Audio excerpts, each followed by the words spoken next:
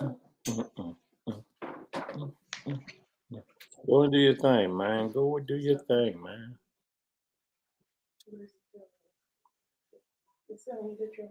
All right, yeah, give me a couple of taps.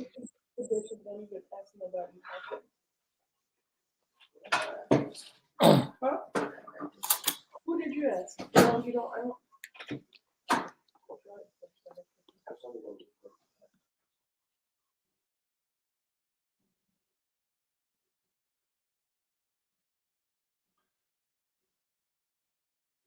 All right.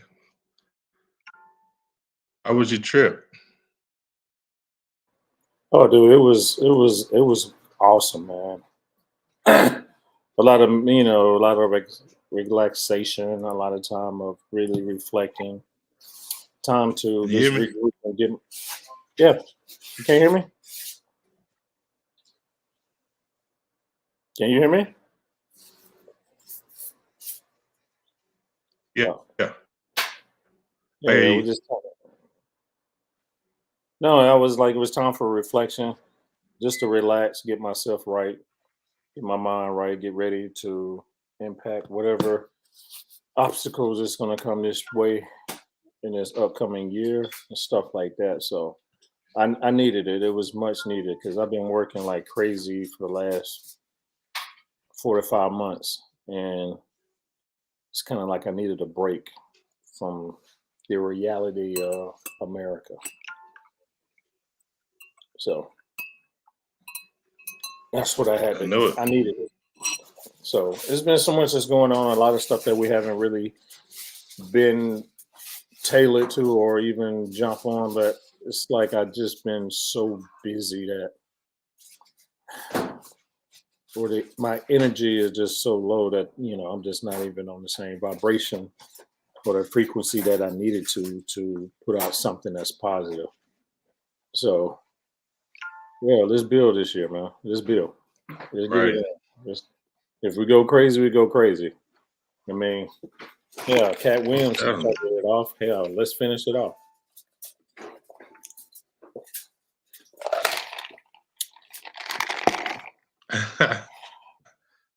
Right.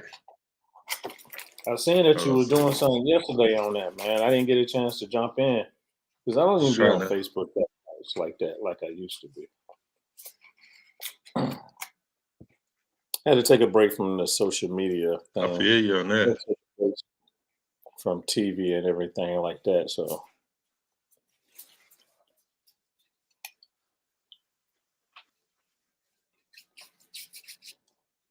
no TV the whole time I was in the islands. Nah, I'm feeling So I didn't watch no games. If I did see a game, it was actually more of a recap. So Eagles didn't do too well, in the month of December. I mean, stuff happens, man. You know, y'all ain't have to beat up on us like that, though. really. But I ain't see that. I must not been watching.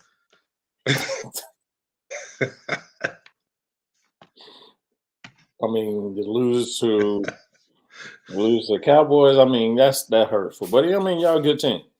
But it's the Seattle, it's the Cardinals. It's kind of like, yeah, we beat up the Giants, but we struggling. It's like, okay, what happened to this team that just went 11-0 or 10-0? And I'm like, we can't finish the damn down stretch. Hell, I'm feeling like we might lose first Right. round. But it's football, and I think that's the parody of it. It's Facts. football. So you want to see teams that everybody's in the NFL, so you ain't supposed to beat up on everybody.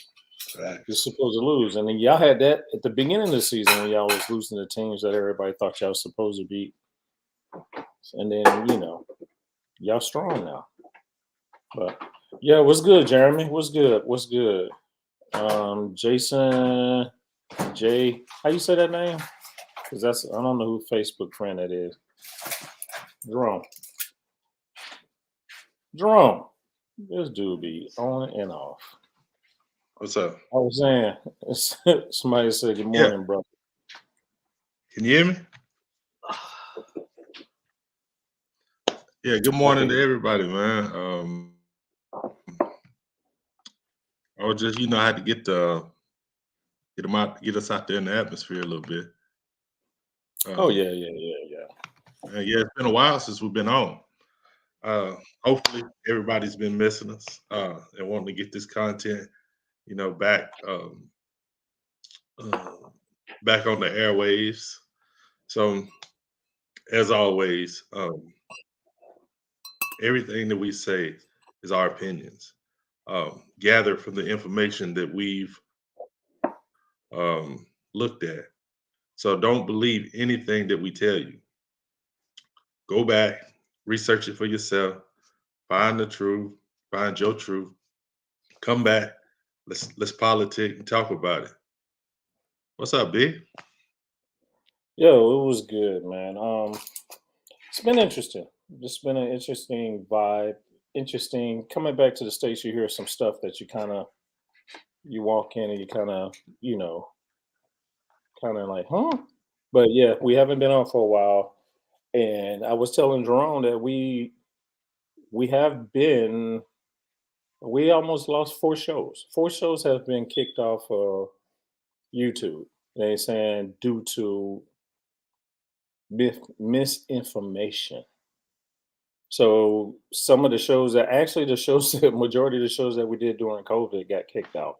Yeah, Um, in a sense, you take it as, oh man, they can't do us like that. But then at the same time, of you're looking at it course. as, but then you look at it as like, oh, okay. Now you starting to understand the structure and how things are going. Um, I did want to come on today because I wanted to talk about a topic that I happened to stumble on coming into work on yesterday. And it was one of my white colleagues talking about, he saw a documentary about the black family and, how strong the black family was in the 20s and, in the 30s and 40s and how things are today. And then how you're saying that the government is not racist towards people of color. And I had to sit back and I had to listen to it, and then I jumped in and I chimed in. I was like, dude, did you really understand what you just said? Because a lot of stuff that you just said is not really accurate, or the dynamic of the family, the black family, of what happened then and why it's different now is because of the government and certain movements that was put into place, or certain structure that was put in to dismantle the stronghold of the black family. And it goes all the way back until we can even go back into Emancipation Proclamation, or um, after the Civil War, after the 14th Amendment. What's that period that we call? Man, I can't get it out of my head right now. The 10-year run that we had before everything fell apart. Uh,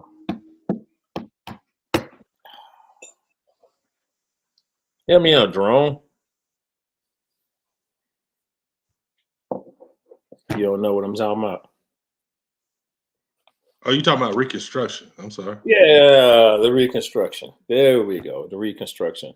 So it's a lot behind the scenes when it comes to the Reconstruction, and a lot of things that a lot of people don't understand. So when I was talking to the gentleman, I was like, yo, do you even get into the history, or you just going by what this documentary just told you? Because that documentaries is tailored to whoever's given the documentary. I said, have you read certain books? Have you studied Right. the dynamics? Like when it comes to the history of America, have we not just been proven that everything that we've been taught is wrong? So, are you going to tell me that you saw a documentary that's going to tell you the structure of the black family, and you know, and trying to say that the government is not biased towards the black family when it has been shown for years? So when I said, so let's go back to the 20s. He was like, yeah, the family, black family was strong, and then the families were together, the fathers was in the house, and I was like, but you never say what broke that That on up, you, or B? say it again. Oh, say it again. I said that by going in and out. Yes. Am I going in and out on you? Okay. That's what you're doing on my end. So I was wondering if I'm doing that on your end. Oh, so we got a bad connection going on. Ah! Um, let me try to see what can I do.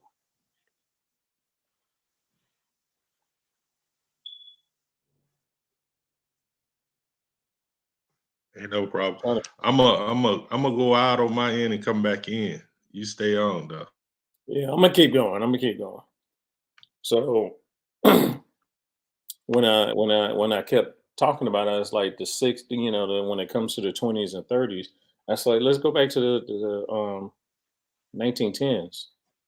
I'd say the 1910s and the 1920s, we have massacres over massacres when poor whites wants to get into the rich and you know the wealthy black communities. You use violence to tear down these houses. You use violence to you try to burn and erase history. You try to do whatever you can to intimidate the black family. So when you notice that the black family is strong, you worry. And then you look for other ways to dismantle it or put it to stop it. We have Planned Parenthood.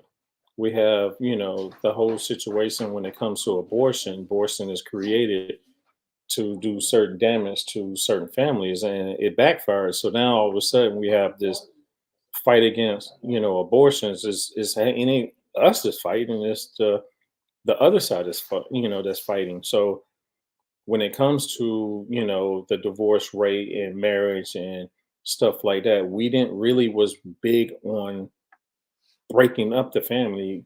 We can go by our parents or our grandparents or great grandparents and see how some stuff you just had to deal with because you understood the importance of keeping the black family structure afloat. So once the war happened and then I asked the question, I'm still waiting for Drone to come back in, y'all. He having some technical difficulties going on with this, but on the top of it, when I say that, half the people is like, "Well, that was back then. What that got to do with now?" And I was like, "Sometimes you have to understand your past to understand your present to go into your future. If you don't know what the past did, you don't know how to correct that mistake." Sometimes we happen to be people who just go around in circles because we don't want to learn from our past and we just keep going through it and going through it and going through it and be wondering why we keep failing and wondering why things ain't going the way we want it.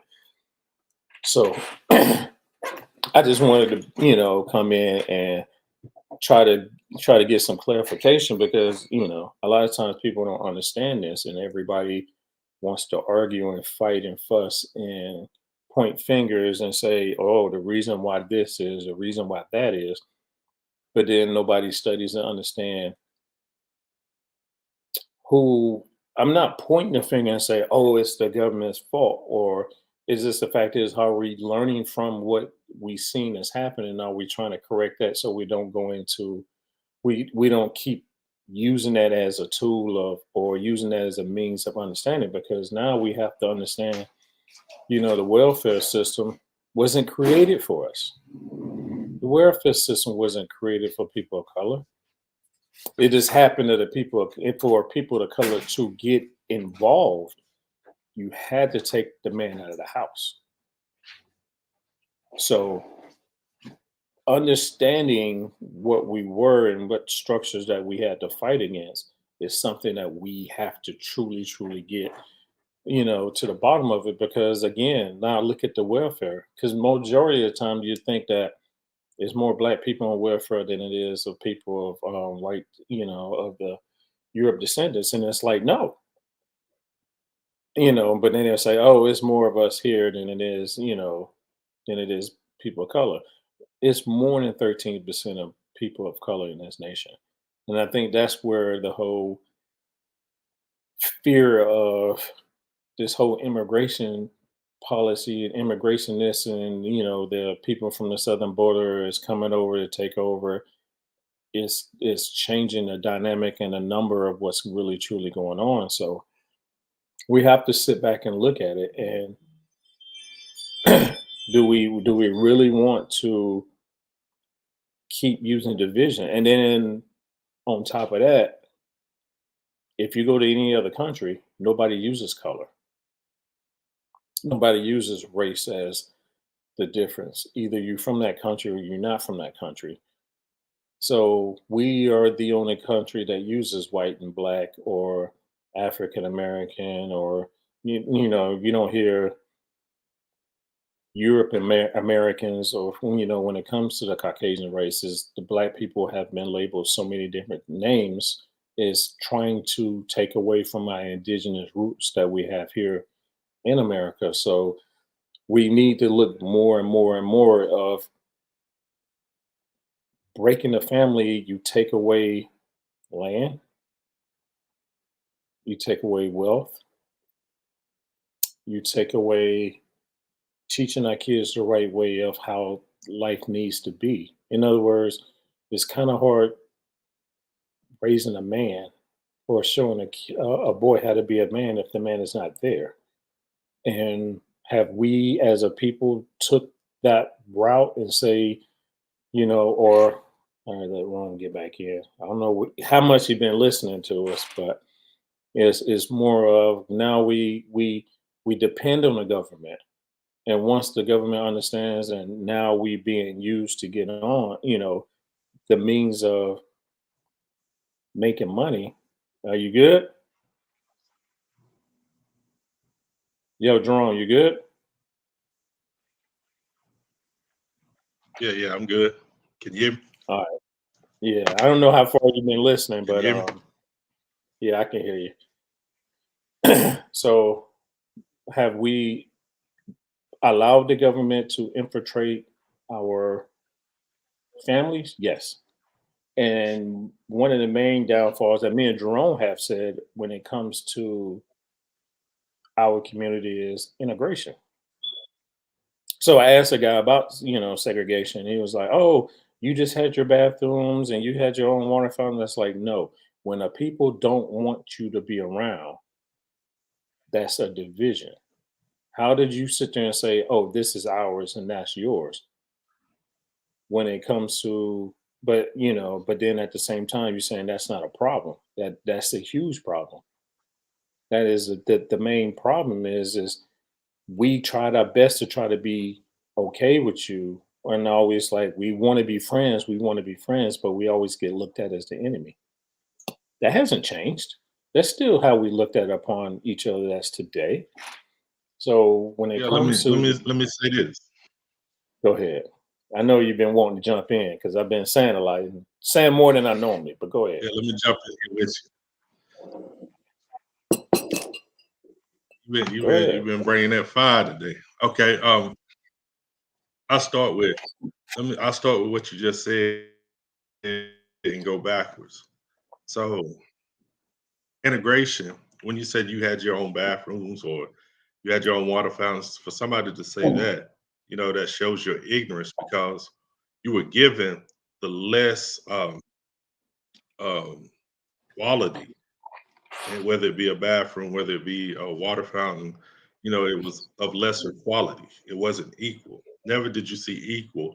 Equal was the premise of integration, but it never achieved the standard of equality.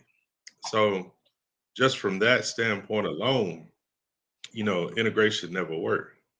Um, Now to say um, the government is against black families, right? Well, not so much the entity of the government, but the people that run the government, they were definitely against black families. They were definitely against black unity. Black unity equates to black civilization. Black civilization equates to used to run the world. So Mm. in America, especially the people that they had found here in the Americas, they were not going to allow them to get back to the top. So it's always been a plan from day one, landing on our land, um, that they were going to change the dynamics of that, because Napoleon was all about never letting blacks have the power to take over the world again. Oh, Um, did you say it again? so when you talk about the Reconstruction, I'll jump back to the again. That's his words.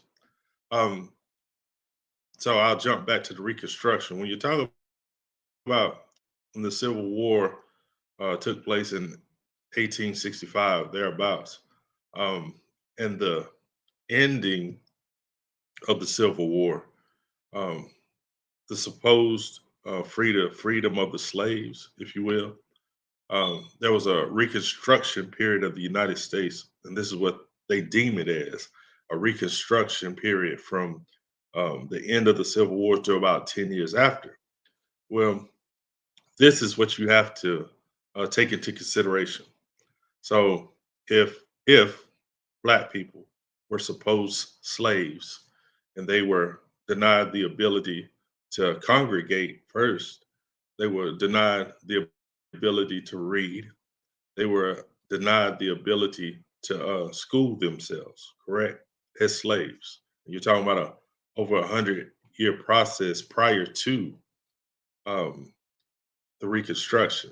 So how is it in this 10-year period of the Reconstruction, Black people became engineers, doctors, lawyers, politicians, professors, um, any civil job that you could think of, from police to firefighters, excuse me, um, any job you could think of. So these ignorant people that couldn't read instantaneously had the ability to be engineers, lawyers, doctors, politicians, because that's what they came from, slavery, right? Now, being somebody that, would think just a little bit or use a little bit of application of your brain, you would know that these people were already doing these jobs. These people already had these jobs. They were suppressed from doing these jobs over a period of time. So it wasn't that they learned instantaneously how to be a surgeon. They already had these abilities that were being suppressed. And when I say suppressed, not that they wasn't doing them, they were doing them, but they were doing them for their white counterparts. Who do you think they went to when they need medical needs? They went to us. That's proven. So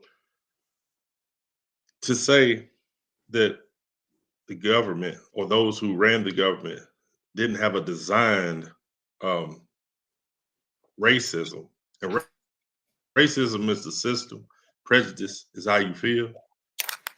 If they didn't design racism within the government, then what are Jim Crow laws? What are the black codes? These all went into law, and these were the names of them. So if there wasn't a design, what am I missing? See, everyone knows that a family has structure, it has a design, right? And if I can pull one of the cornerstones of the design, then the whole house has to fall. Oh, So there's been a target at black men, right? To take them out of the family, to take them out of the structure. Here's the funny thing, B. That was the first plan, right? Now I want you to look, just use your eyes. That was the first plan. So they took the man out of the family. So now we're so resilient. We're so resilient that black women are the most educated, uh, you know, in the Americas. They hold the family structure together. So they see, okay, well, now we have to retarget. Now they're retargeting black women. Just look at music. Just look at fashion. Just look at anything oh, that's culturally relevant. They're targeting black women now.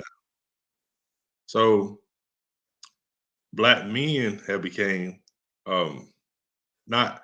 I don't want to say we're still not targeted, but we're not the concentration anymore. it's the children. So we have to pay attention to what's going on around us. Right. But the children are directly connected to the mother. You know what I'm saying? Because, they have to suckle until they're ready to feed themselves. Right. Hmm. So if you can corrupt those where they're getting their milk from, then you have them. But they thought they could just take down the male entity and the family would structure would just completely, just go to a stone age, but we didn't. So we always reinvent ourselves, right? Hmm. Yeah. And actually, black men and black women are actually becoming more stronger together. That's why I think they're intensifying the targeting of our black women.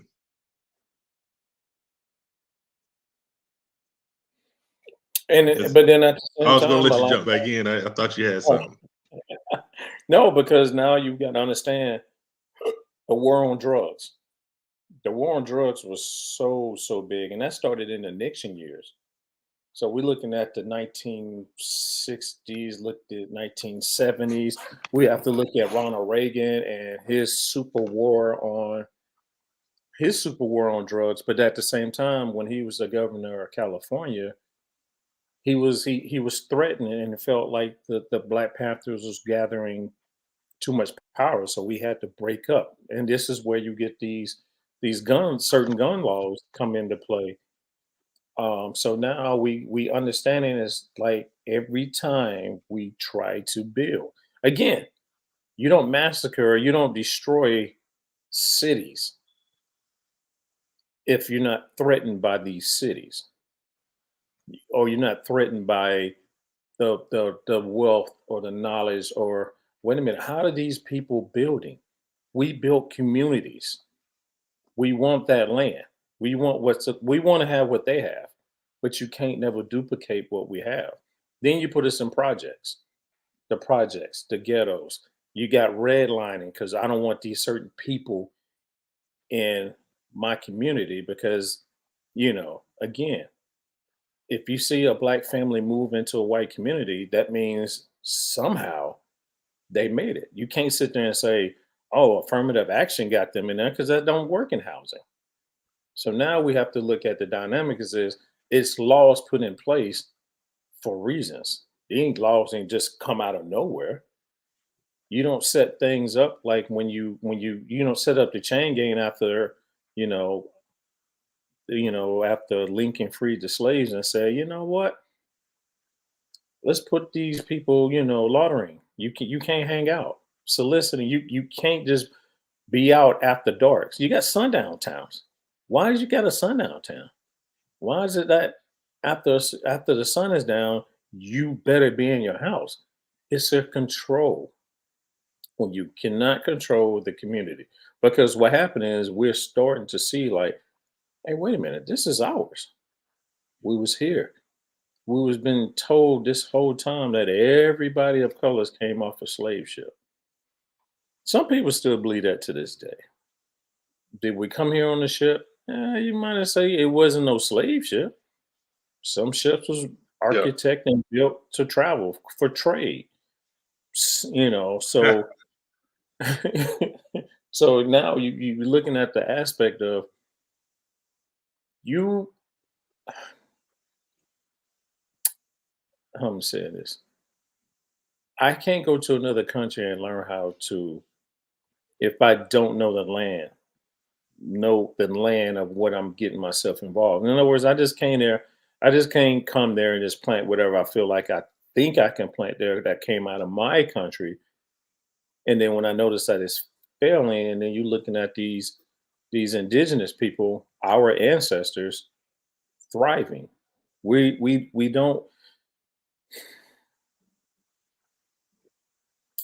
we do what we do. We don't live and feel like we have to Hey, go ahead. Because I'm trying to let me it's spinning. Go ahead. Go ahead. let me say this. The Yeah. reason why, um, when you talk about the black laws, right? The black Uh-huh. laws black codes, Jim Crow. Um, the reason why those things are so effective is because we're contained inside of their system.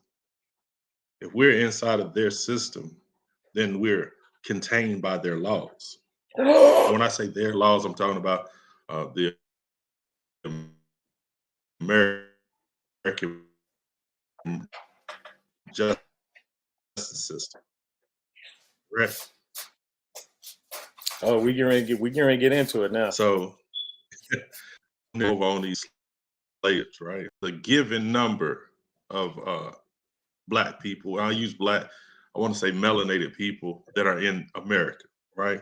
So those numbers are somewhere like, let's say 60 to 70 million, right?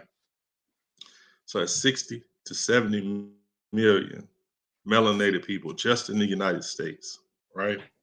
So now, if you look at just in our hemisphere, if you look at Brazil, Brazil has about 130 to 150 melanated people.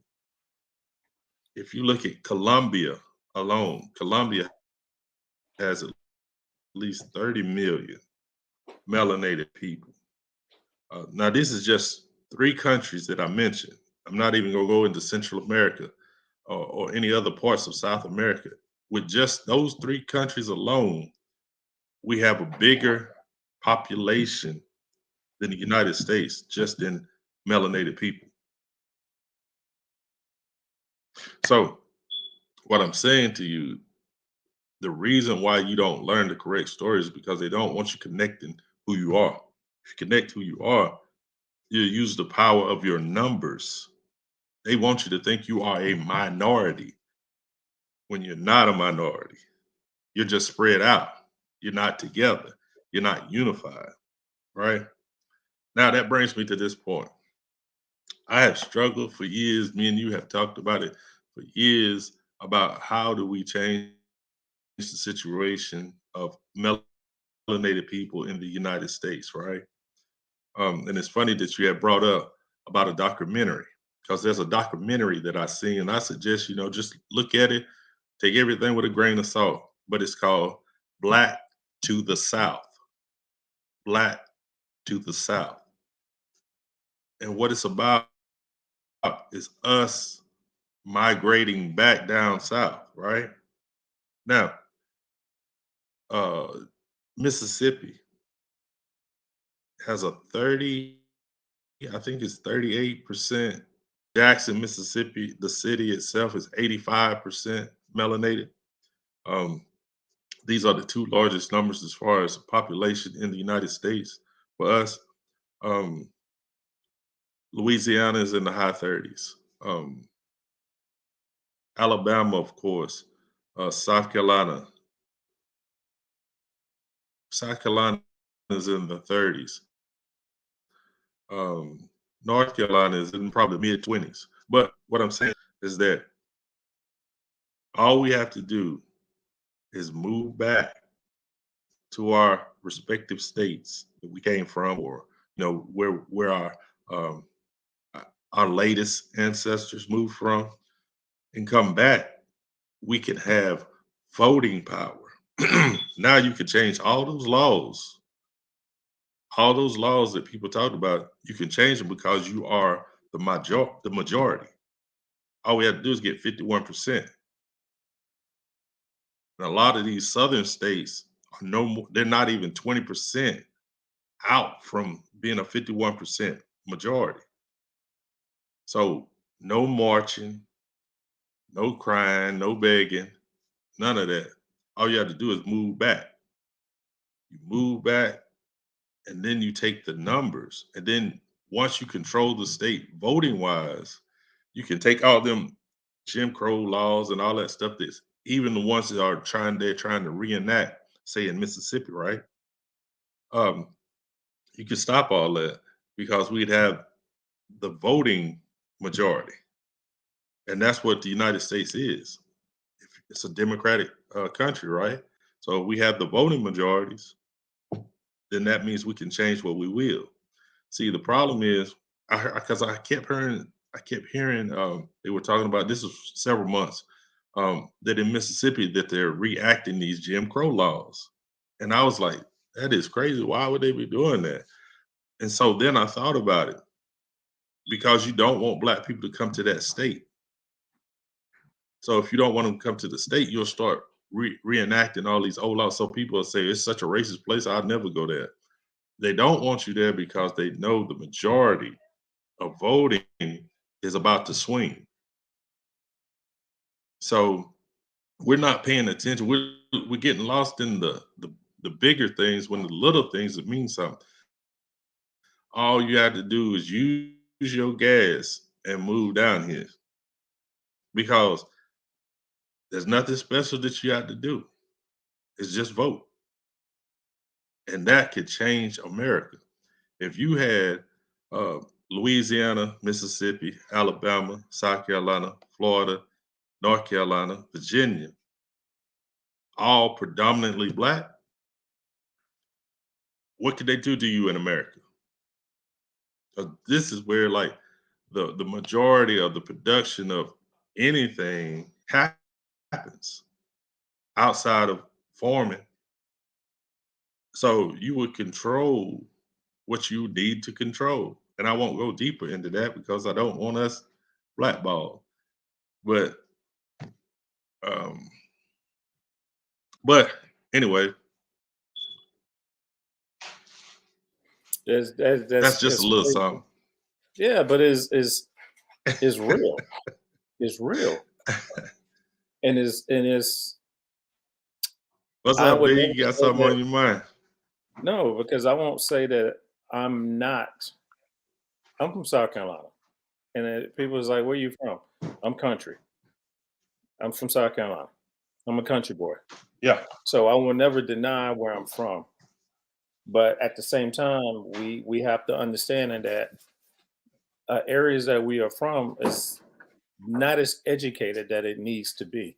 But you are right. If we was to move back and change some of the stuff that goes on, because we'll be because the numbers are there, but at the same time, you have this realignment of how they doing just to get voting. So you telling me when you have a area that's predominantly black and it's like the representatives there are not of people of color, like how the hell is this happening? So now we have these, these they realigning these districts to please them. So have we and then for people to say there's no racism in this country, boy, it's right there in your face. I don't see because you might not be that. That don't mean that it's not there. It's clear in front of you, and especially when it's government, because we have a government that we see white on white fighting. That's all they doing. They're fighting over control of their own people. We're right, you're wrong, you're wrong. So it's kind of like we have to sit back and be like, why the hell do we want to be a part of any one of these parties? Because neither one of them. We have to sit back. So But is listen to what I'm saying, B. mhm. If we come back and take the majority, we don't have to come back as whatever. We can come back as any party we want. We don't even have to be a party. We could just be us, right? But it's a I question. want to address a question that Yeah, my actually, dear I was. sister Yeah. Virginia had, put on there. It's not a question. Yeah, okay. Thank you for putting it up there. Um, Now, see, here's the thing. Um, it's all about sacrifice because it's about the future, you know. And see, that's the thing. We don't sacrifice for the community anymore. You know, it's of course we all got to take care of ourselves, but either we're going to take care of ourselves and continue being under the foot of this government or these people that control the government, or we'll make the sacrifice up front so that we can always be free to do what we need to do forever. Because if it's a democratic nation, then that means majority rules. And if we have the majority in the South, then we rule what we have the majority of.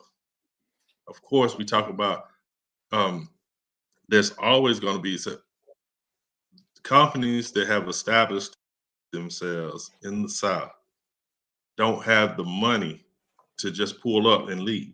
So if we become the voting majority, then they have to deal with those who are in power, plain and simple.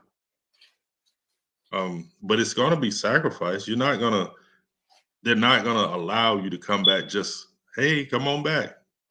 This is your home place. No, they, because here's the crazy thing, because you talked about the Reconstruction. So after the Civil War, Louisiana, um, Louisiana, Alabama, Mississippi. South Carolina were uh, they were those three states. I mean, that was the numbers were crazy. So why do you think they ramped up the whole lynching? And they ran you out of the South because they knew that you were going to find out that if all you had to do is vote them out. So they done all the terroristic stuff to you to make you run instead of standing your ground and voting them out. See, there's a reason why they put these terror acts against you, is to keep you in fear. Because when you're in fear, you only think about yourself and your safety. You don't think about your future. You don't think about how the community could be greatly affected in the coming years because of your sacrifice just here and in the now.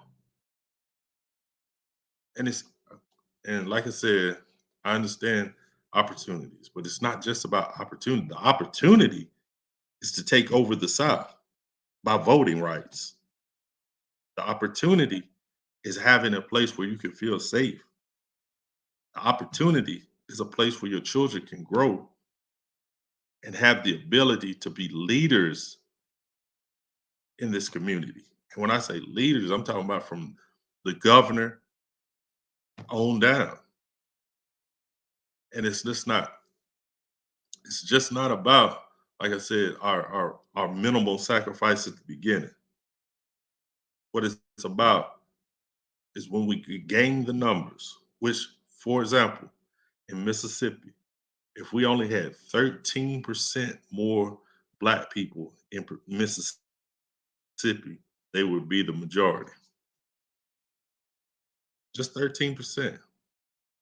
And it's probably something like 18% in Louisiana. Um, Probably the same in Alabama. South Carolina's not that far off. It's about 18%. North Carolina, it might be 23%. But what you're talking about is nothing special. You don't have to do anything special other than come back home and vote. That's the system that we're in. Because if you say these laws affect Black people in these ways, then that means you're affected by the system that you are in. So if you are in this system and this system is affecting you a certain way, the only way you can change it is by being the voting majority. Here's the thing, B. Why do you think they keep Haitians from coming into the United States? Or they would come into the United States in the South.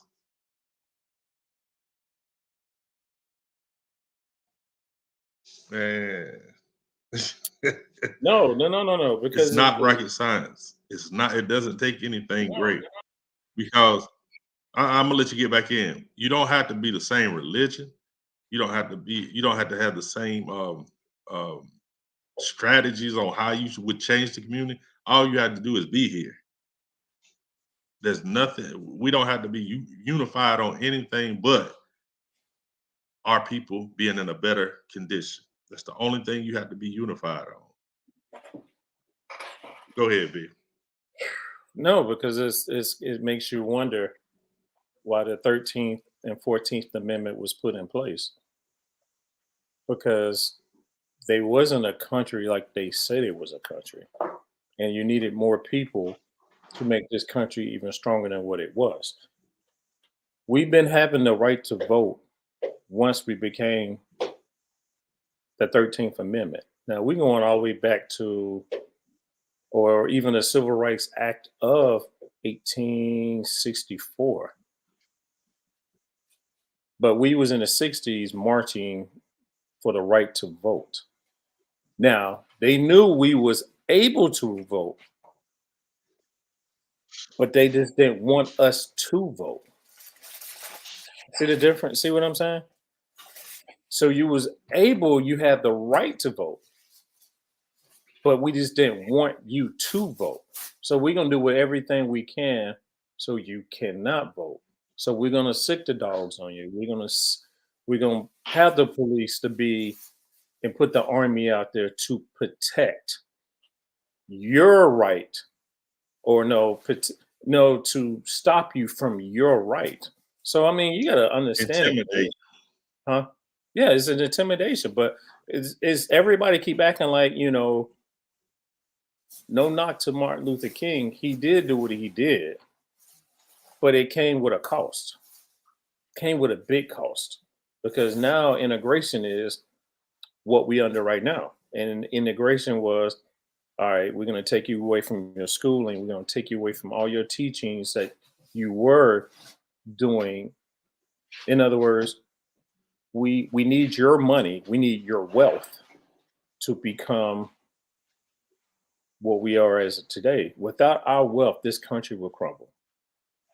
And we don't even understand that. We don't understand if we don't buy nothing, because I had to break it down to somebody is what you see in the Asian community, or most like in the Latin community, or any of these communities that you see, Koreans, Russians, when they have their own area, that's what we were. We only dealt with what we were, and we were successful at it. So that number was just constantly building. So what happened is when you got this person coming up, this person coming up, this person coming up, and then everybody around you is coming up, that crime is down because nobody's scrapping for anything, because everybody's holding everybody up. Everybody's holding everybody accountable for your actions. Your family name is your family name. So in other words, you're not going to disrespect, or you're not going to embarrass our family name. So we would deal with this within in house. So when you take that apart, who needed the money the most? Because it's white America that needs everybody else's money for America, for their laws and everything that they do to still strive. So yes, that's something that we don't never look at. Yes, I'm a guy that purchases shoes like crazy. Yes, if it was John Stockton shoes, I would not be buying them. So, but but at the same time, now I'm understanding being part of a Caribbean family makes you look at things differently. And it's like you ask the question why? Why do us Americans don't never see and understand the dynamics of how we being played here in America? When we can get treated, like during World War II, was the Germans telling the soldiers, why you're fighting for a country that don't like you and they hate you, and why don't you join our side, join our cause? And some people did do that because they was like, man, I'll go back home, I'm nobody. So yeah, that's deep, man. That's crazy. Go ahead, Jerome. Go ahead, man. Let you jump back in on this. I mean, So no, no, no. I look at it. I look at it. Like I said, that that documentary, it kind of changed my perspective on things because I was like, there has to be this program, or there has to be this line of thought that we have to use to get our people back together when it's just the numbers. It's simply that. It's just simply the numbers. Think about anytime that they go to vote, right? What's always the swing vote? The black vote. If they tell you what got him in, oh, he got this much of the black vote, right?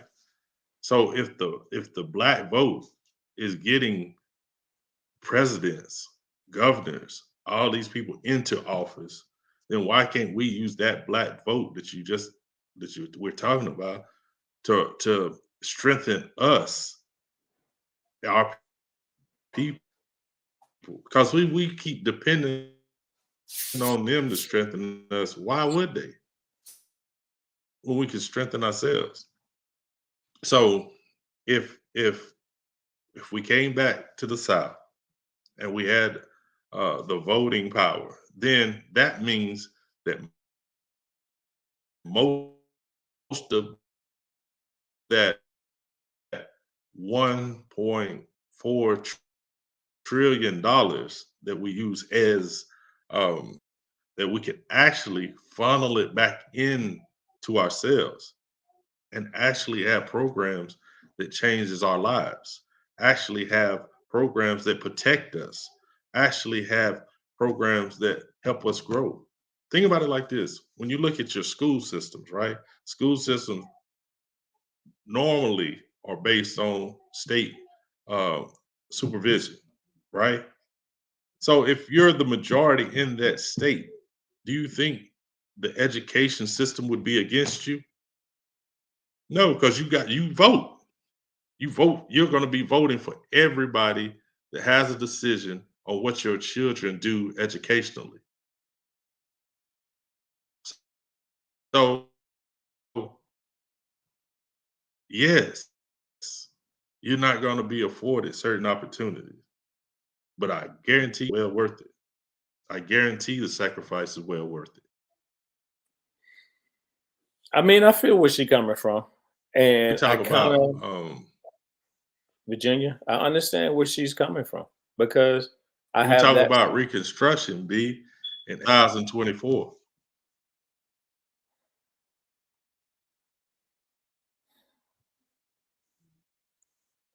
I feel you. I feel you.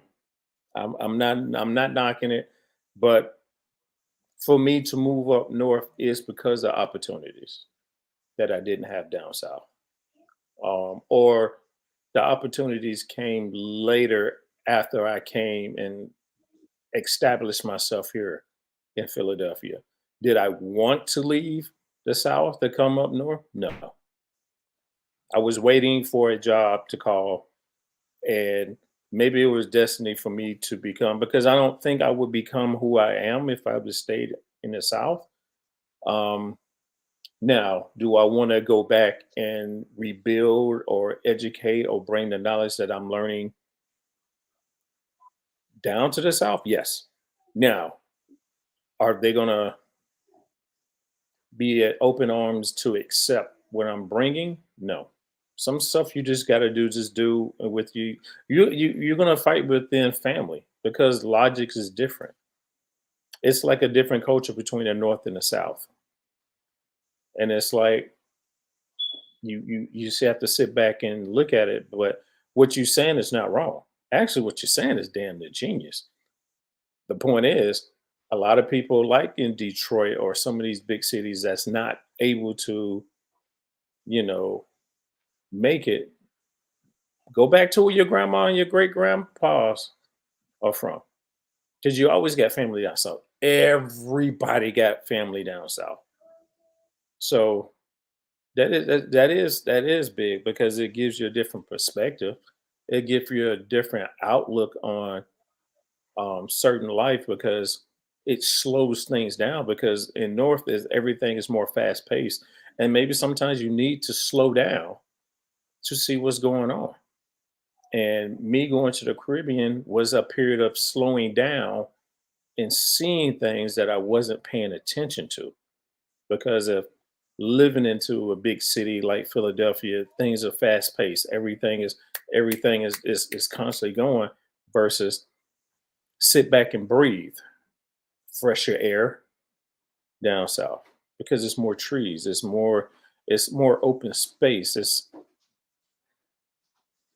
I just can't move back to Gaffney. I'm just gonna tell you that shit now. I can't do it. But I Well, see where you're coming from. listen. I see where you're Let, coming from. let I'm seeing where you're coming from, me though. let me say it from this perspective, Hmm. because that I think that's the whole thing. Sacrifice, right?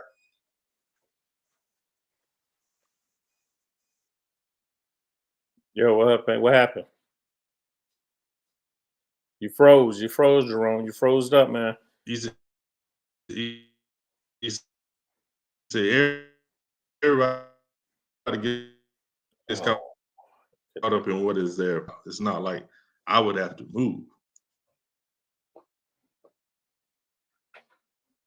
That argument, I mean, you can't have both. You can't have it both ways. It's not going to get fixed any other way.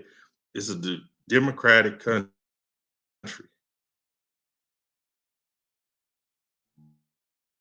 Voting, they've been. It takes the percentages of government. So if if it's if either you for the melanated people or you for yourself.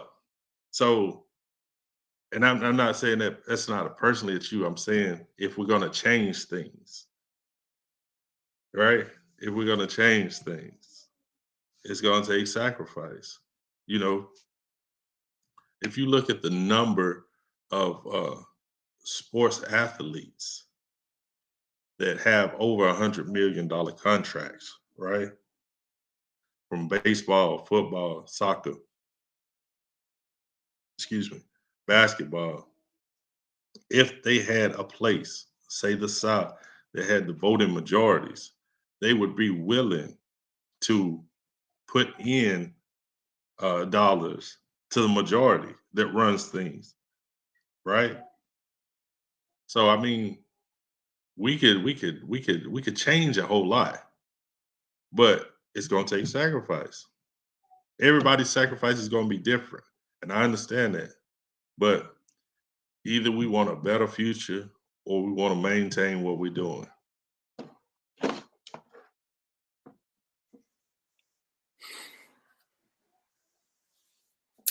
I feel you, Jerome. I Just know. never looked at it in that perspective. There's never. I mean, that's a whole different mindset. That's a whole different. All right. What's the name of this? uh, what's the name Black of it? to the South. Black to the Black South. to the South. I think What it's you watch? on Hulu. I think it's on Hulu. Huh? Okay. I was going to I ask you think it's that. on Well, Hulu. all right, I'm gonna check that out. I might definitely have to Yeah, go check yeah, that yeah, out yeah. because if it got you in that deep of a thought process, I definitely need to really look into it and get your understand your perspective of what you grabbed out of that because that is different. Us moving back south because it's a lot of numbers here. I think we outnumber a lot of people because you we or we go with cities. So Chicago's a black city, New York is a black city, Philadelphia is a black city. Parts of Pittsburgh is a black city.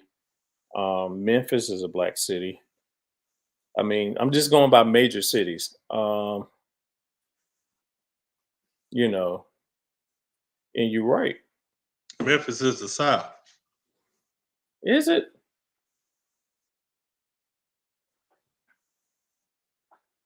Tennessee is the South. I don't know because I heard the Mason is it the Mason Dixon line is actually Pennsylvania. It's not Virginia. I actually looked it up.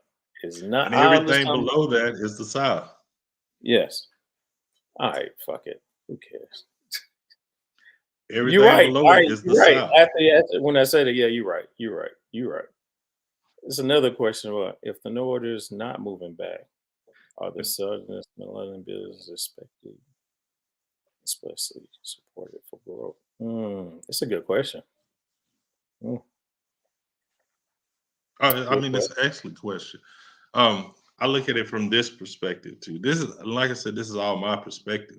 It's not, it's not, it's not true, but it's my perspective.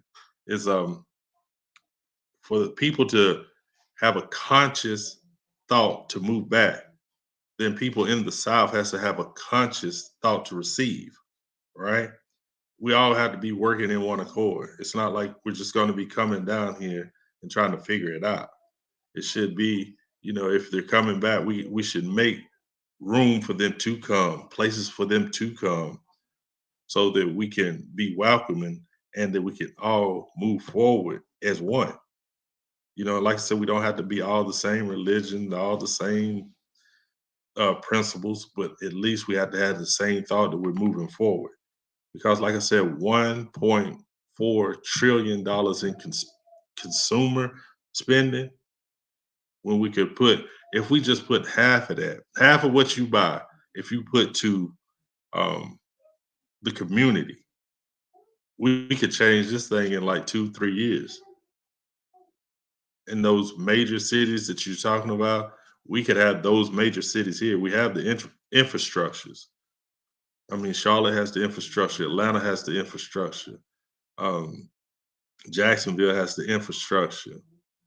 Birmingham has the infrastructure. We have places in the South that have the infrastructure to maintain. It's just a matter of uh, coming together as one intellect, and the one intellect saying that we're coming back. And it's non-aggressive. It's none. We're not trying to take over America. We're not trying to do that. We're just trying to come back to take advantage of the democratic system. That's all.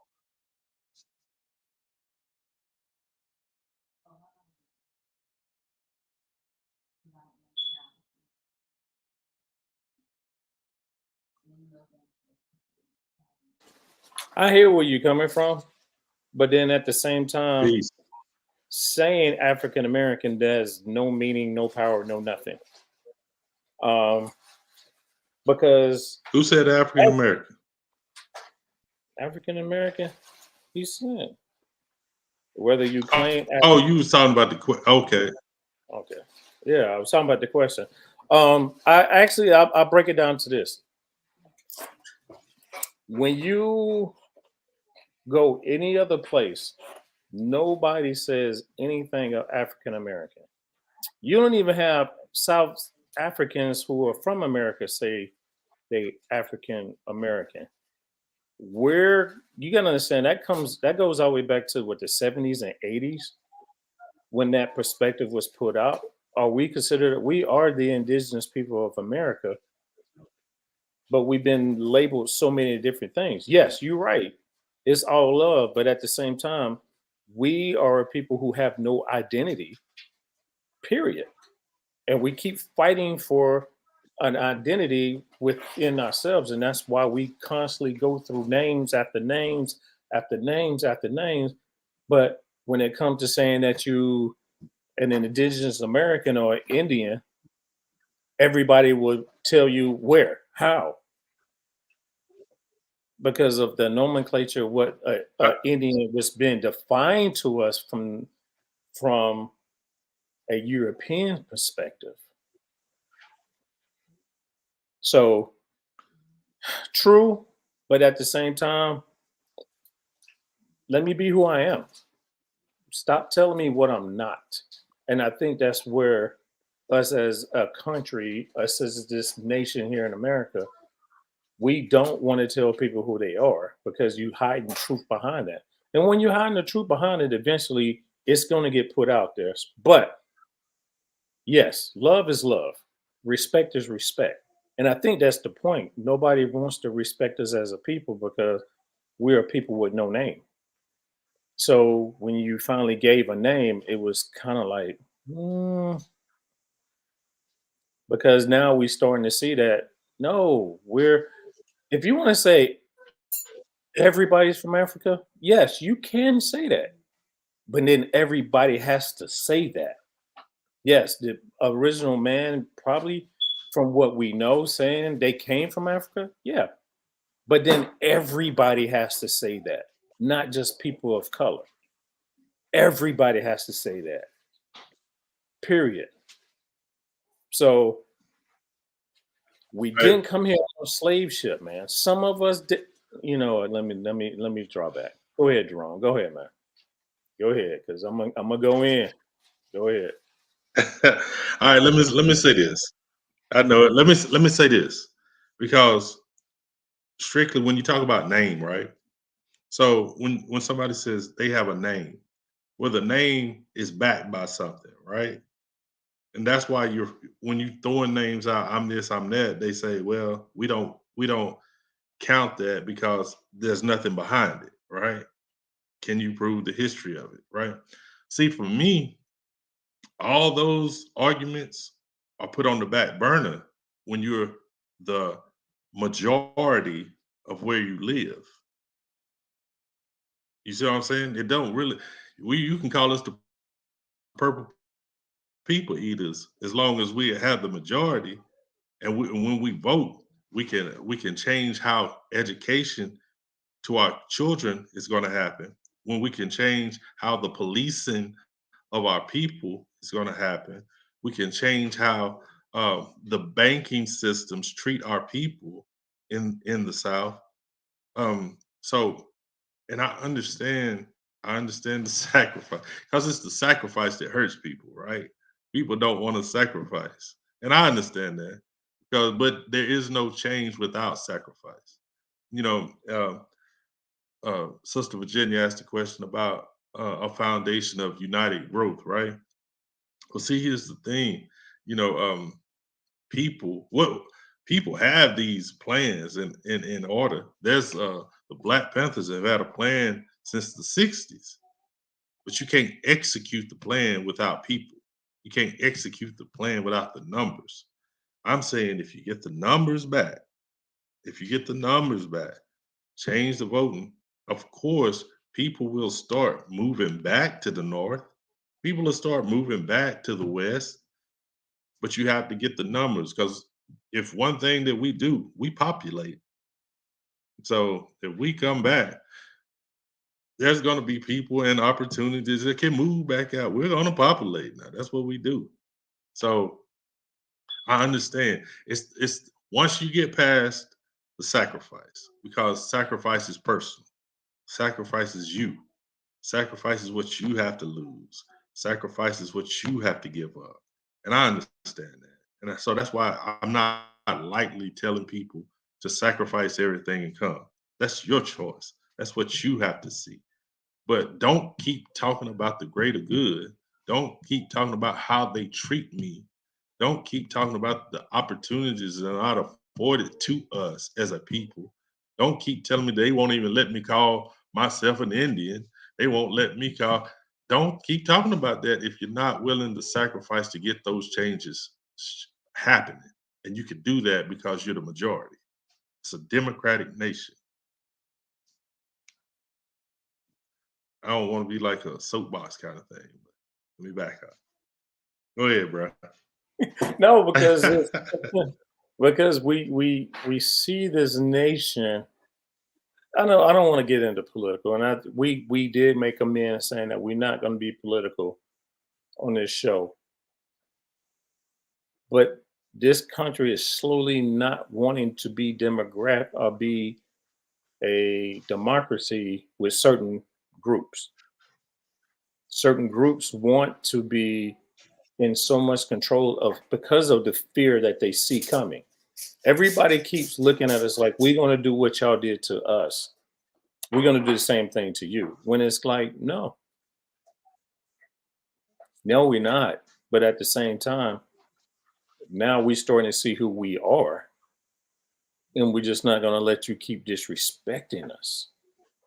You respect me, I respect you. And that's how it is. If everybody lived in society like that, we probably won't have the many problems that we do. But no respect. You don't respect me. Then how you want me to respect you or give you the same respect that you don't give me? So I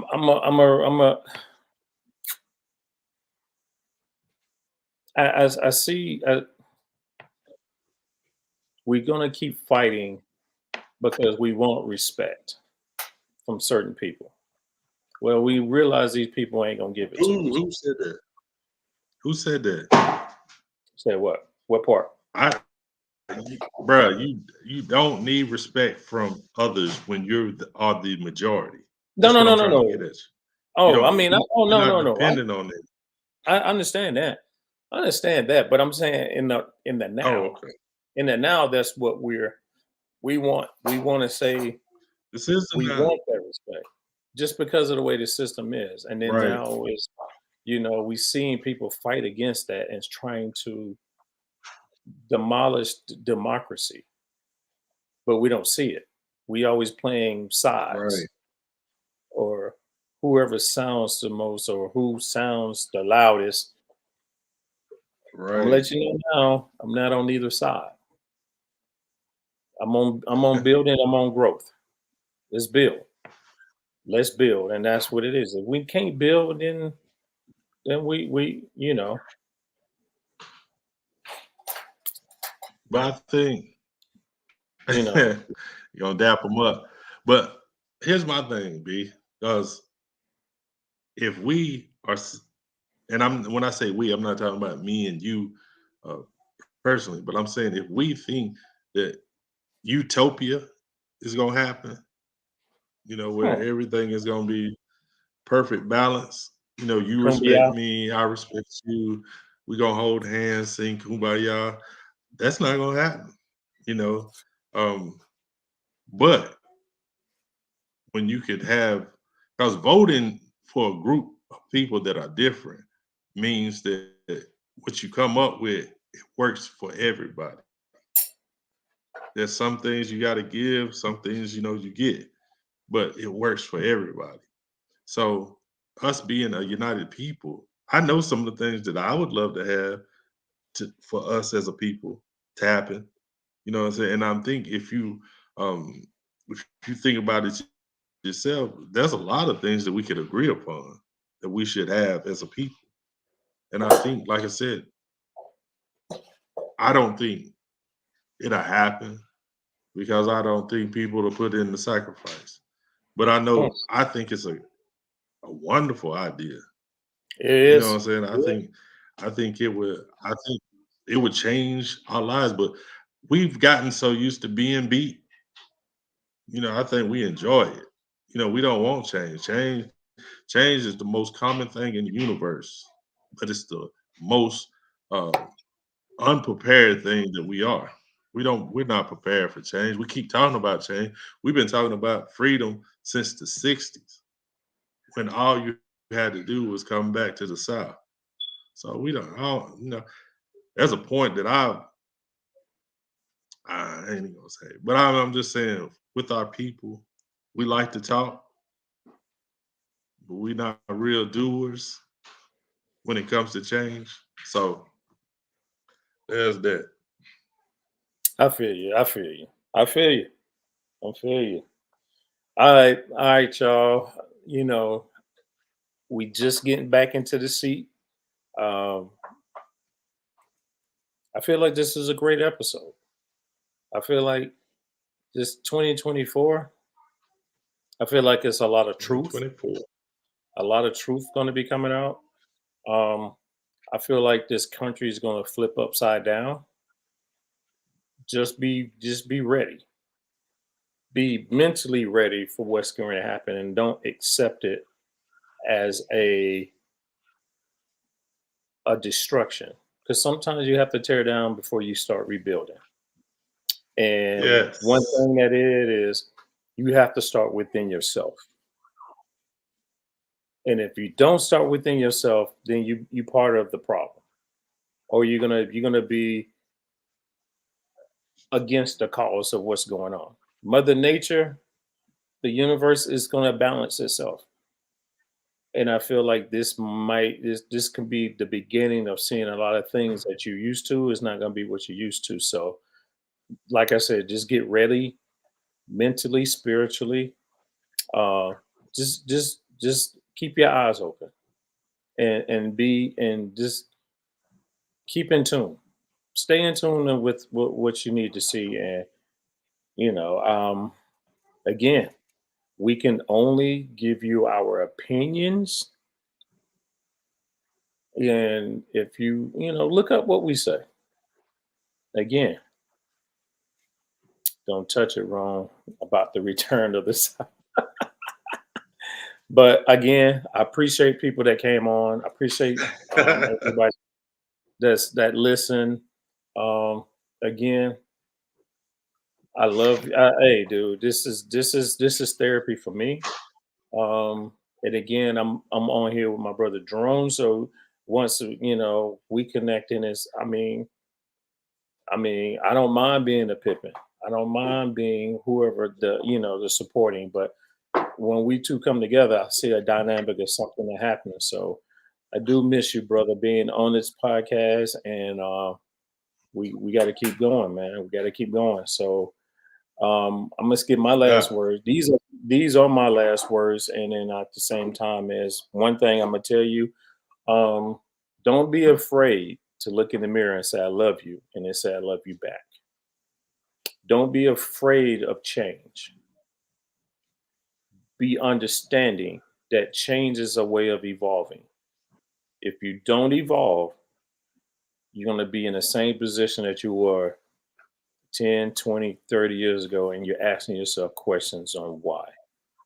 Accept change. Because change is always, sometimes change can be good, sometimes it can be bad, but it can be bad to make you better. So that's me. I'm Brother Brian, but go ahead, Jerome, get your last words out, man. All right. I know I went on a little rant, but Hey, it's all good. It's all allow good. allow me a little leeway to make a point. Okay. So it's Sunday, right?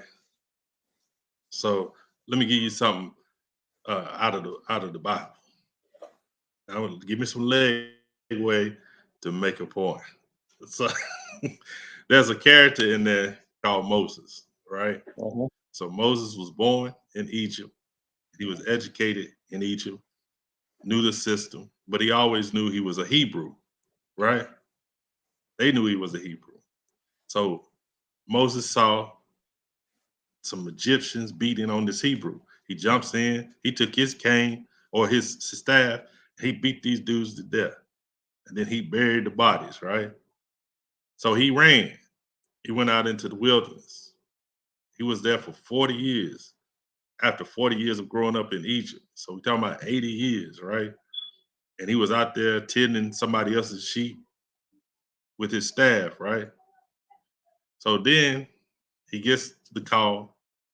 He talks to the burning bush, and the burning bush tells him, "Go back and get your people," right?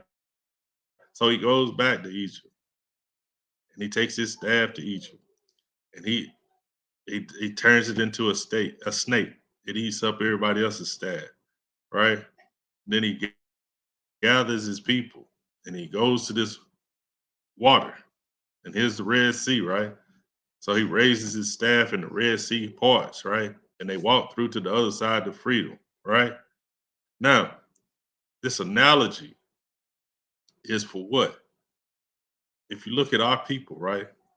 We're the ones that's in captivity. We're the ones that's in bondage, right? But one thing we never noticed about Moses is that he had his staff the whole time. So with us, what is our staff? Our staff is our numbers.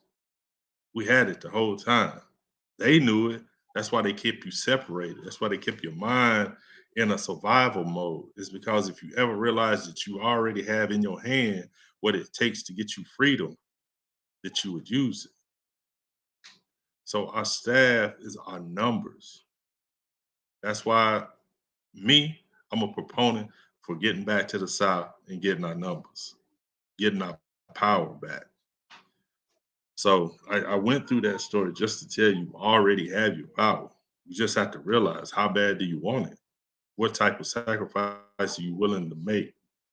You know, B always talks about loving yourself. Well, loving yourself means sacrificing the things that are hurting you. So what I say is the power is with us. The power and the choice is yours. Hey, I love y'all. I really do. I wouldn't be this passionate about it if I didn't love y'all.